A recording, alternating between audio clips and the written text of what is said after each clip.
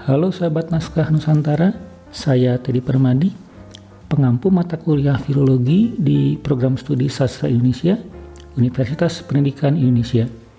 Senang rasanya dapat berjumpa lagi.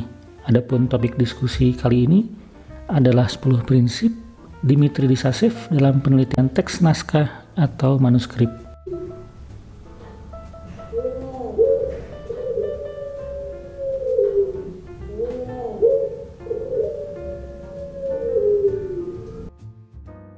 Mengawali topik diskusi, kita coba pahami kembali tujuan mempelajari naskah berdasarkan aspek kodikologisnya.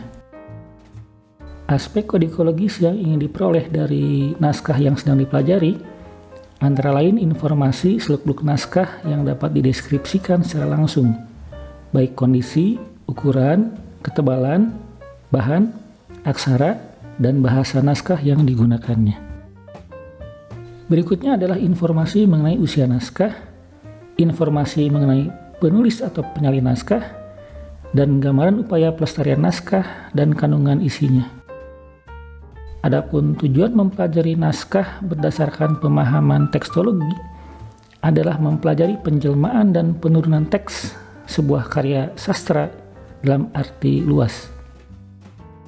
Mulai dari otograf atau teks bersih yang ditulis pengarangnya, sampai pada teks naskah apograf, teks salinan bersih oleh penyalin yang satu dan penyalin berikutnya, proses terjadinya teks, penurunan, penafsiran, dan pemahamannya.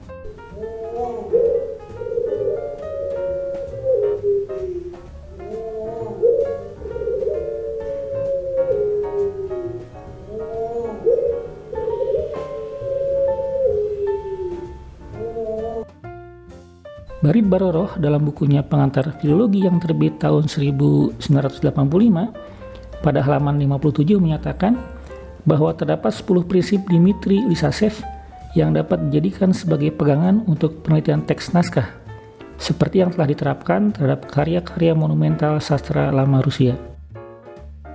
Yakni 1. Tekstologi adalah ilmu pengetahuan yang menyelidiki sejarah teks suatu karya. Salah satu di antara penerapannya yang praktis adalah edisi ilmiah teks yang bersangkutan. 2. Penelitian teks harus didahulukan daripada penyuntingannya. 3. Edisi teks harus menggambarkan sejarahnya. 4. Tidak ada kenyataan tekstologi tanpa penjelasannya. 5. Secara metodis, perubahan yang diadakan secara sadar dalam sebuah teks, baik perubahan ideologi, artistik, psikologi, dan lainnya, harus didahulukan daripada perubahan mekanis. Misalnya kekeliruan tidak sadar oleh seorang penyalin. 6. Teks harus diteliti secara keseluruhan. Dalam hal ini mengikuti prinsip kompleksitas pada penelitian teks. 7. Bahan-bahan yang mengiringi sebuah teks dalam naskah harus diikutsertakan dalam penelitian. 8. Perlu diteliti pemantulan sejarah teks sebuah karya dalam teks-teks dan monumen sastra yang lainnya. 9. Pekerjaan seorang penyalin dan kegiatan skriptoria seperti sanggar penulisan, biara, madrasah, dan sebagainya harus diteliti secara menyeluruh.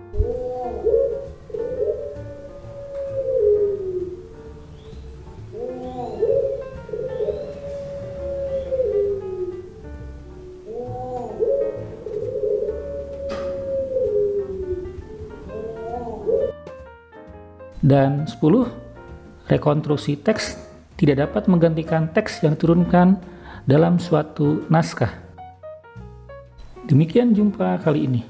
Semoga apa yang kita diskusikan dapat menjadi ilmu yang bermanfaat. Terima kasih, sampai jumpa di topik diskusi yang lainnya.